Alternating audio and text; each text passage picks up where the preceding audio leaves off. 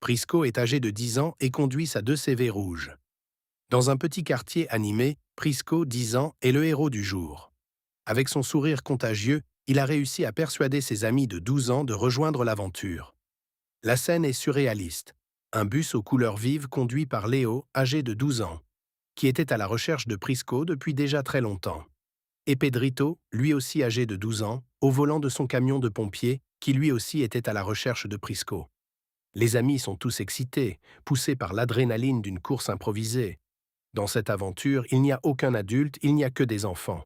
Une sirène retentit au loin, c'est Pedrito, âgé de 12 ans, au volant de son camion de pompier. Prisco, âgé de 10 ans, est toujours au volant de ses 2 chevaux. Soudain, les enfants vont arriver Léo, au volant de son bus, du haut de ses 12 ans, il en impose au volant. Tous les enfants sont réunis, ou presque, où est passée la fille? Les enfants apprennent à Prisco qu'ils se sont définitivement fâchés avec elle et qu'ils ne se voient plus. À ce moment-là, Léo, âgé de 12 ans, réalise que sa simple idée de conduire un bus a fédéré tout un quartier d'enfants, les adultes ayant complètement disparu de la circulation et n'existant plus. Soudain, la rumeur d'un vol a lieu, l'excitation atteint son paroxysme et l'esprit d'aventure l'emporte sur tout le reste.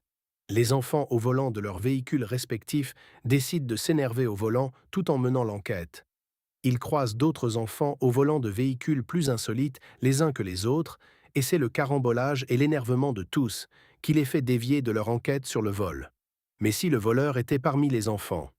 C'est ce que devra déterminer l'enquête menée uniquement par des enfants, dans un village d'enfants, sans aucun adulte.